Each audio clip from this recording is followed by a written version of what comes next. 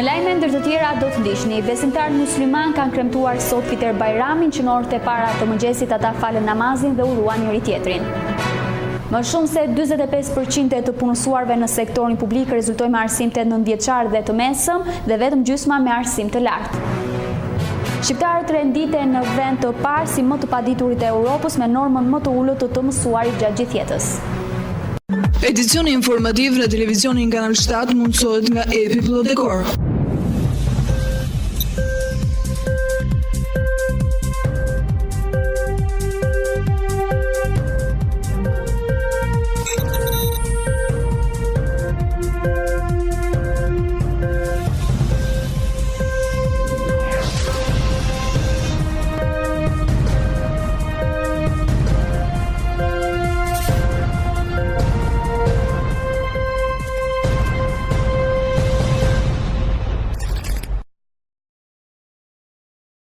Ju përshëndes shikues të televizionit Kanal 7, jeni duke ndjekur edicionin informativ. Besimtarët musliman kanë kremtuar sot festën e Fitër Bajramit, që në orët e para të mëngjesit ata falën namazin dhe uruan njëri tjetrin.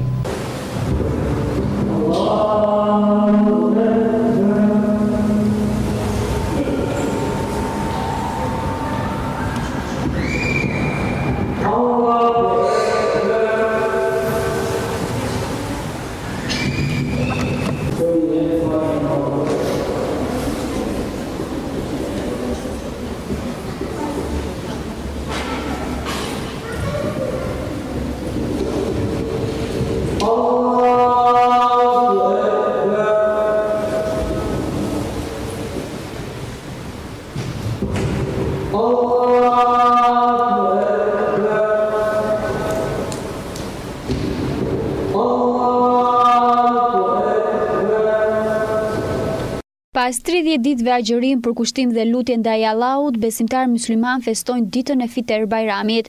Edhe besimtarë musliman të Gjirokastës kanë falur sot namazin në pallatin e sportit të këtij qyteti, për shkak se xhamia ndodhet në rikonstruksion. Fitër Bajrami është festa e cila bëhet pas mbarimit të muajit të shenjtë të Ramazanit.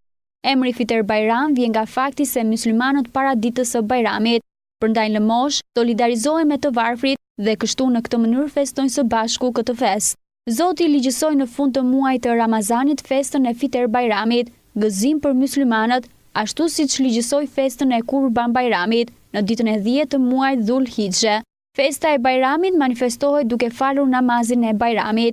Namazi i Bajramit është obligim i domosdoshëm për çdo musliman. Muhamedi ka kushtuar rëndësi të veçantë duke i urdhëruar muslimanët që të falin këtë namaz. Koha e namazit të Bajramit fillon me ngritjen e diellit nga horizonti i sanjështisë derisa të arrijë në zenit. Namazi i Bajramit ka 2 rekate dhe dallon prej namazeve të tjera për nga mënyra e faljes. Në rekatin e parë pas tekbirit fillestar merren 7 tekbire, andej lexohet sureja Fatiha dhe ndonjë sure tjetër. Pas plotësimit të rukus dhe sejdës së rekatit të parë ngrihet për në rekatin e dytë dhe menjëherë merren 5 tekbire për të cilat lexohet Fatiha dhe ndonjë sure. Më pas shkohet në ruku dhe sejdë e kështu përfundon namazi. Nëse ndalemi tek përgatitjet për festën e Bajramit, elementet e përgatitjes për këtë festë janë këto: së pari larja e trupit, së dyti të stollisurit me rroba të bukura, së treti ngrënia e hurmave para daljes për të falur namazin e Bajramit, së katërti të shkuarit erëm në musalla për të falur namazin e Bajramit, së pesti shkuarja në musalla këmbas, së gjashti ndrimi rrugës në shkuarje dhe kthimi nga musalla. Pas festës, prej shenjave të pranimit të adhurimit është vazhdimi i bamirësisë pas çdo vepre të mirë. Të parëtan gjithmonë janë përpjekur që adhurimin ndaj Zotit ta përkryejnë, janë kujdesur që veprat e tyre të jenë në përputhje me sunetin e pejgamberit e me këtë të jenë të pranuar tek Zoti. Më shumë se 45% e të punësuarve në sektorin publik rezultojnë me arsim 8-9 vjeçar dhe të mesëm dhe vetëm gjysma prej tyre me arsim të lartë.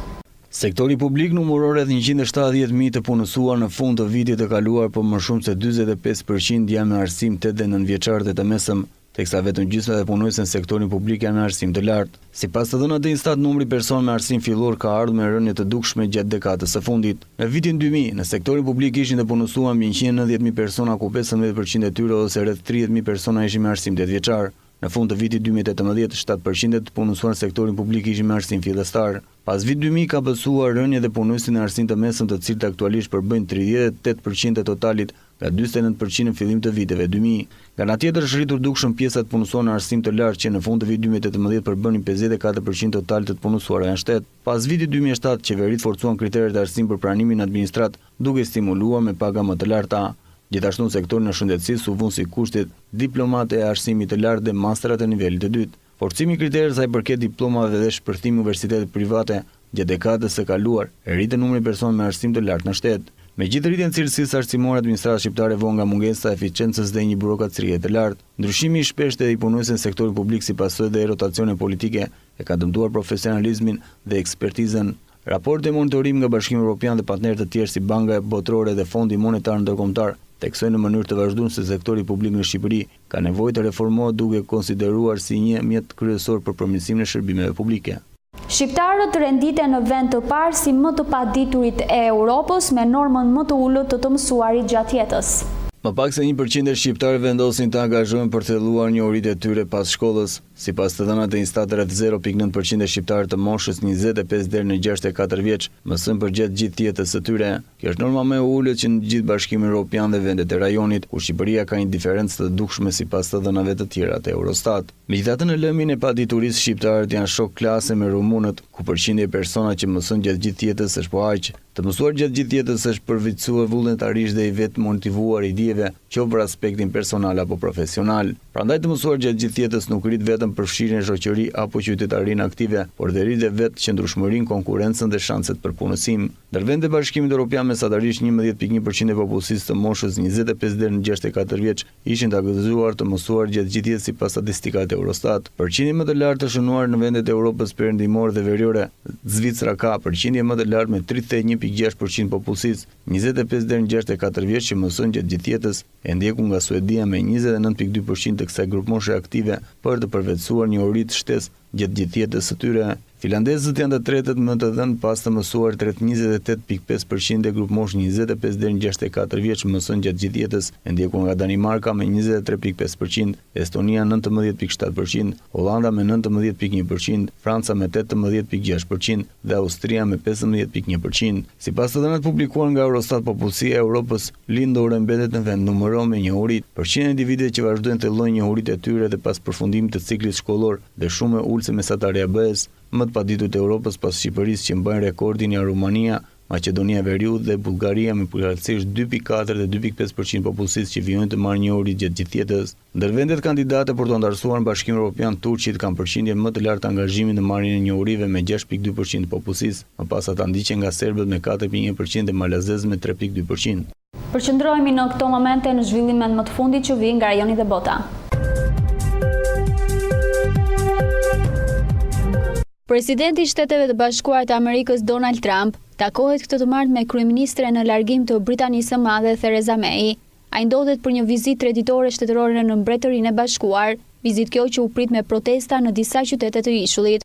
Ditën e djeshme, Trump ishte i ftuar i mbretëreshës Elizabeta II në një darkë shtetërore në Buckingham Palace, ku lavdëroi, siç tha, miqësinë e përjetshme midis Mbretërisë së Bashkuar dhe Shteteve të Bashkuara të Amerikës. Mbretëresha Elizabeta II ndërkohë tha se dy vendet kremtojnë aleancën që ka garantuar sigurinë dhe prosperitetin e dy popujve për dekada. Vizita e presidentit koincidon me përkujtimin e 75 vjetorit të zbarkimeve të asaj që njihet si D-Day, ku mbretëresha dhe Trump do të marrin pjesë të mërkurën.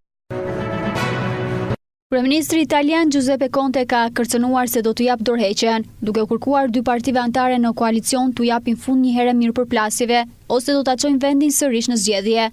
Conte, një lider teknokrat pa një bazë mbështetëse politike, doli në një konferencë për shtyp për të dhënë ultimatum jo të zakontë, pas disa muajsh përplasjes në koalicionin e tij një vjeçar, të përbërë nga populistët e krahut të djathtë dhe ligjvënësit anti-establishment. Lega Nord dhe Lëvizja 5 Yjet po përplasen tani për çdo gjë, që nga projektet e rëndësishme të infrastrukturës dhe emigracioni, e deri te domethënia e pushimeve kombëtare historike dhe se kush duhet fajsuar për aksidentin me anijen kroçere në Venecia gjatë fundjavës. Përplasja u intensifikua pas zgjedhjeve parlamentare europiane në muajin e shkuar, ku Lega mori 34%.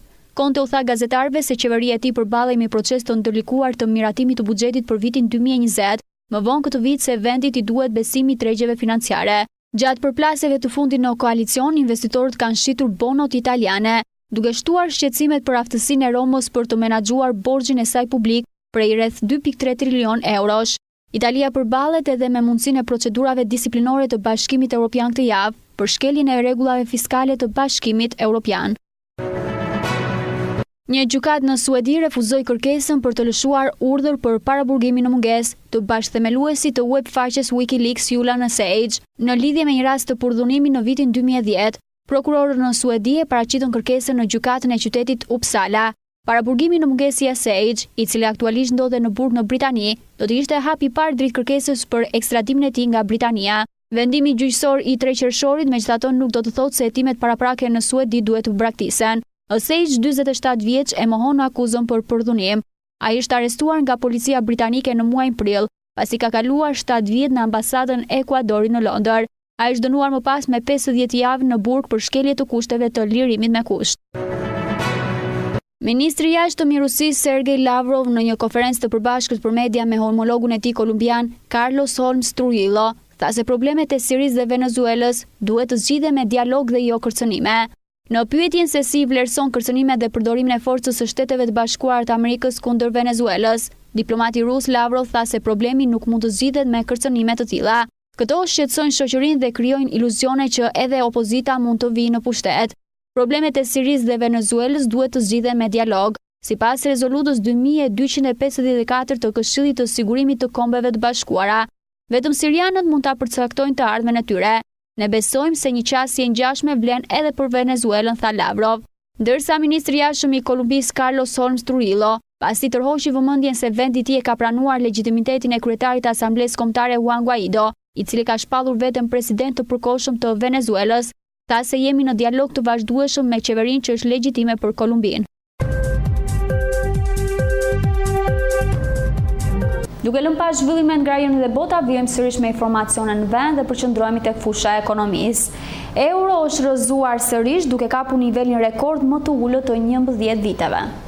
Euro ka shënuar një rekord të ri të ulët gjatë ditës së sotme duke arritur në nivelet e këmbimit të vitit 2008. Sipas të dhënave zyrtare të Bankës së Shqipërisë, një euro është këmbyer mesatarisht me 122.31 lekë, duke e çelur javën me rreth 0.3 pikë më poshtë. Aktorët kryesorë të tregut e lidhin nënshmimin me parkimin me datën e fundit të muajit të Ramazanit, dhe kjo sipas tyre ka reflektuar në pritshmëritë e aktorëve për prurje të valutës në ditët të vijim.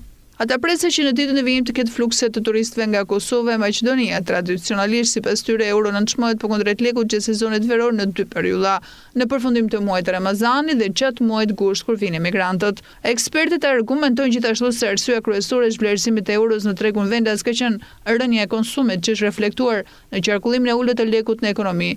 Kjo ka sjellë që të ketë një tepris në valutë, e cila po reflektohet në nivelin e kursit të këmbimit. Ekspertët përjashtojnë efektet e fushatës elektorale në kursin e këmbimit valutor dhe presin që shpenzimet për të do të jenë minimale. Nga data 24 deri në 29 maj, euro rikuperoi pikët që humbi gjatë mesit të muajit që e lan pas, duke u rivendosur në pozicion. Sipas aktorëve të tregut, pati një stabilizim të tregut pas një kërkese momentale për valutë ku bankat të nivelit të dytë tërhoqën euro nga tregu. Zhvlerësimi i euros në treg sipas aktorëve ndjehet veçanërisht në datat 15 deri në datën 20 të çdo muaji, data të cilat përkojnë edhe me pagesat e detyrimeve tatimore. Kompanitë që kanë të ardhurat në valutë, veçanërisht fasonët dhe eksportuesit, konvertojnë valutën në lekë për të paguar sigurimet e punonjësve. Vijojmë në këto momente me informacion që vjen nga fusha e sportit. Luftëtari gjendet mes dilemave përveç trajnerit vendit që ka ngelur bosh, tashmë nuk dihet as fati i lojtarëve. Luftëtari gjendet mes dilemave nga trajneri deri tek lojtarët. Stoli ka mbetur zyrtarisht bosh që pas largimit të Julian Ahmatajt. Edhe pse është përfolur për një rikthim të trajnerit serb Mladen Milinkovic, ende nuk mund të flitet për akord. Palët thjesht kanë biseduar, por gjuha e përbashkët nuk është gjetur. Ender situata dhe me futbollistët dhe sidomos ata që janë pa kontratë pasi deri më tani askush nuk ka rinovuar. Ndoshta gjithë kjo gjendje mund të marrë zgjidhje pas 10 qershorit, pasi ky shihet si afati i mbylljes së detyrimeve financiare. Shqetësues duket pretendimi i Ismail Dungës, që edhe pse ka firmosur që vjet kontratë 2 vjeçare, thotë se do të largohet.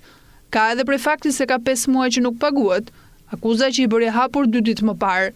Fillimi i muajit qershor solli përfundimin e kontratave me disa prej lojtarëve titullar. Fjala është për emrat si Behar Ramadani, Oltion Rapa, Albano Aleksi, Rustem Hoxha, Edvan Bakaj. Sa kaq, Gertiani Shkëlzen Ruçi ka ikur, pasi ka zgjedhur me konsensus marrëveshjen.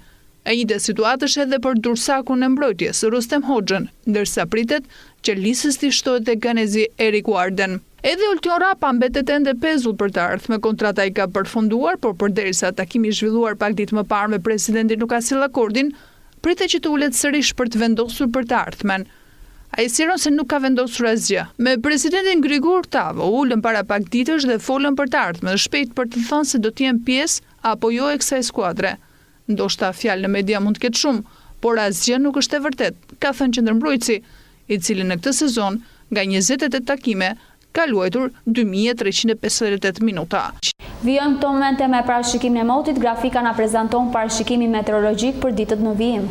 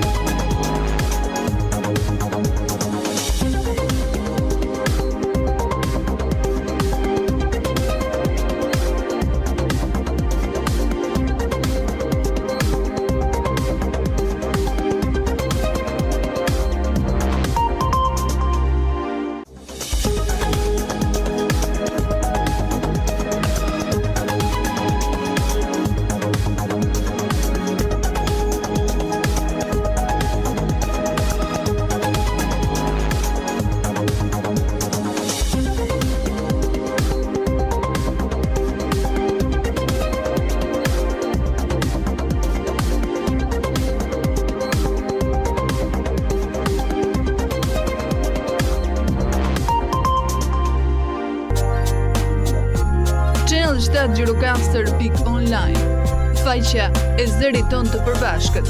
Mjafton një klik dhe aty do të gjeni lajmin që ju kërkoni. Channel 7 Gjirokaster online. Mund të na ndiqni kudo ku ju ndodheni. Lajme minutë pas minute, emisione, kronika, shtypi i ditës, foto, lajm, kulturë, kuriozitete, kuzhinë, sport, transmetim live. Channel 7 Gjirokaster.online. Ajo që ju duhet. Zëri joni përbashkët.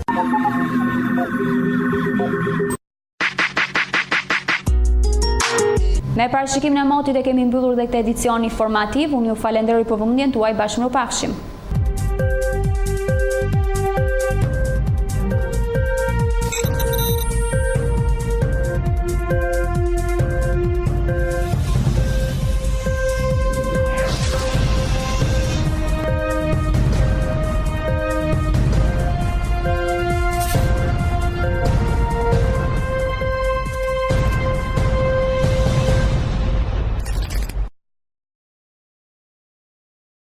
Edicioni informativ në televizionin Kanal 7 mundësohet nga epi.dekor.